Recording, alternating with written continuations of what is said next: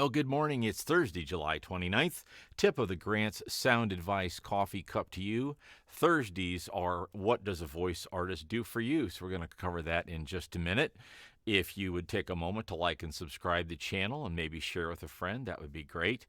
The picture behind me is from the now closed rest stop or pull off near Mill Mountain off of the Blue Ridge Parkway. It's closed. It was a little switchback that wasn't in great shape when this was taken, and they closed it because budgets and stuff like that.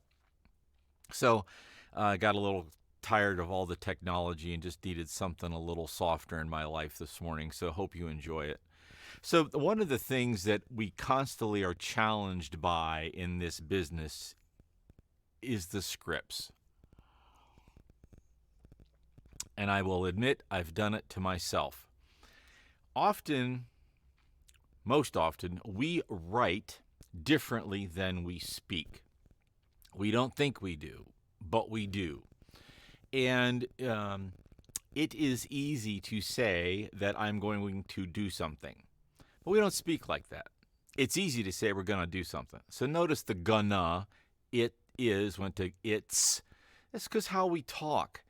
And when you get to voiceover and it is something we are going to do, it starts becoming a little like Spock or Data. And so we have to really watch what we do with scripts. Generally speaking, it is understood that if you give me a script, I'm going to read it as is, as much as I can. That stuff is going to happen naturally. And I've found myself, even when I'm typing a script, typing it, getting it all done, thinking, even rereading it silently, thinking, this is brilliant. And then reading it out loud and going, oh, that doesn't work, because we speak differently out loud than we do when we read. So this week I talked about reading to practice voiceover. And reading out loud, obviously, because just reading doesn't help your voice or convert symbols to speech. This is another place it comes in. When you write a script, if you're a script writer for voiceover or for commercial work or for whatever, read it out loud to yourself, but read it out loud and make sure it makes sense. We are not supposed to interpret and redo your stuff on the fly. It's hard, it's time consuming, and generally speaking, it's not what we get paid to do. That's what script writers and editors are for. And yet, I'll bet you 7 out of 10 scripts I get could be done slightly differently because of the language I just talked about.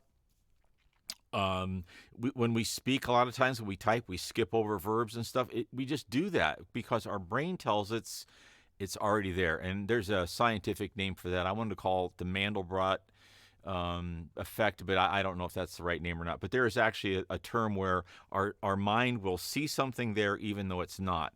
I can't tell you how many times I've read a script, edited the take, re-listened. So I'm on my third pass right now. Send it to the customer and they say, you said process instead of something else. And I look at the thing and it's like, yeah, right there it is in the script. And my mind went over it 3 different times because it did it the first time naturally. And the second to it said, you've already seen that, no need to look.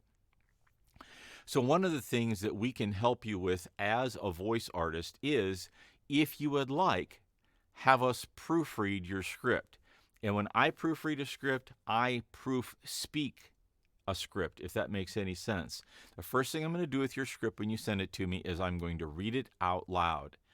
I can't tell you how many times I'm reading through a script and I get through a set. In my mind, it just stops because your mind expects certain words in a certain place. And all of a sudden you're looking at the next word and it's not that one, and your brain stops and the next 5 words don't go with the sentence, and yet when typed it made sense. So we can proofread. We can also suggest edits. I now have several companies that often send me a script and say, please do a proof and an edit and send it back to us for approval. I have a couple that say, please proofread, edit, and read it like you think it should sound, because now they trust my judgment. So it's easy for us to correct your script if we know you, if we have a relationship and we know your vibe, we know the feel, we know where you're headed, it's a little difficult at first. So think of these things as you decide on a voice person to do your stuff, whether it's an audiobook, whether it's a corporate explainer, how to use your HR system. Um, the truck show this weekend on Thursday, or Sunday, whatever it is. Have us look at it and edit it. Having a sales and marketing background, I can also edit for what I call sales bite to make sure you're saying the right things that are actually going to get people interested. Again, many scripts I get that are sales commercials mention the company name one time at the beginning. And then it's we do this and call us for more help. That was 3 more opportunities to say the company name. That's sales bite. It's commercial history, it's commercial law, if you will. You say the company name often, mention this website twice, the phone number often, so people get it. So anyhow, this is some thoughts as you go into what a voice artist can do for you. Proofreading, editing, and correcting, and there's a whole bunch of stuff there.